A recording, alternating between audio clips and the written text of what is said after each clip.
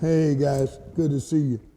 Are you interested in talking about a word that brings about conflict?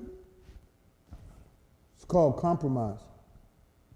And right away, people have this negative connotation about compromise. Oh, no, I don't compromise.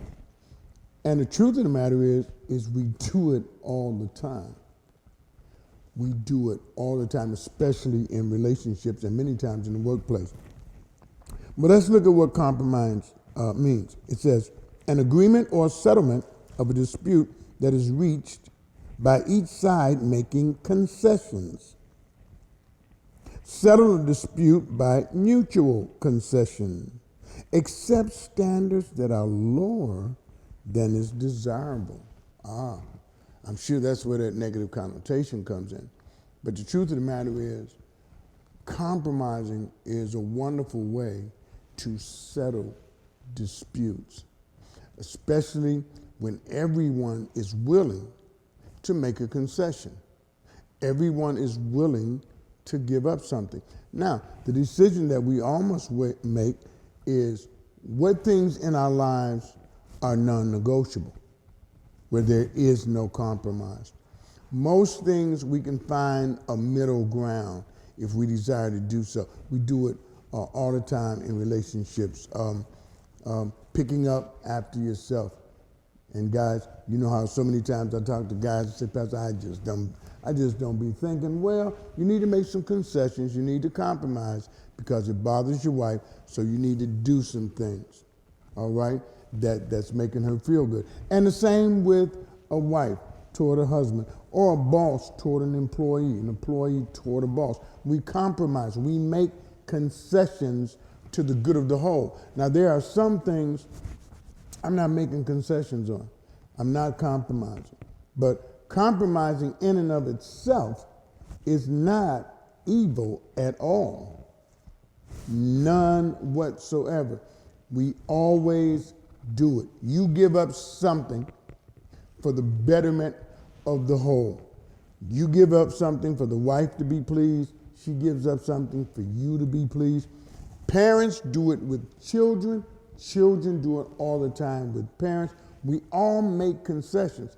Concessions are healthy tools to use in conflict because a lot of times it helps you learn and understand what's really important. What's really important? Is this a deal breaker or can I make a concession? But certainly there are some things that you're not going to compromise about, period. And that's okay. So when we talk about compromise, we're simply talking about making some concessions, all right, lowering some expectations, all right, so that somebody else can be considered. And just think of how many times you do it. Think of how many times you have successfully done it to keep down the argument. And there's nothing wrong with making concessions to avoid conflict, as long as there's a clear understanding of the things that I won't make concessions on. I'm not going to make concessions on my standards. I'm not going to make concessions, on whether I'm going to do something illegal. I'm just not going to do that. There's no compromise there. There's no wiggle room. But for most things in our lives and relationships, there's room for compromising. Compromising is simply another form of negotiation, but it centers around people making concessions. Are you willing to give up something small for the whole of your relationship? Are you willing to give up simple, prideful acts just to prove that we're manly?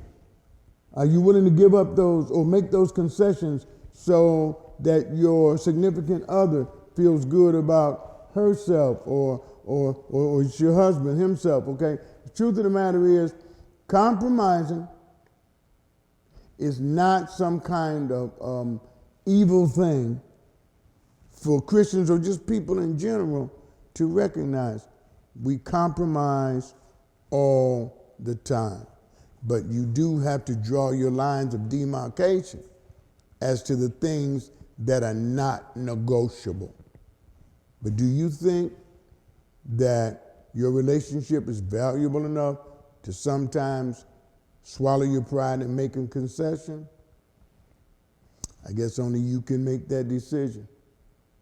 Think about it.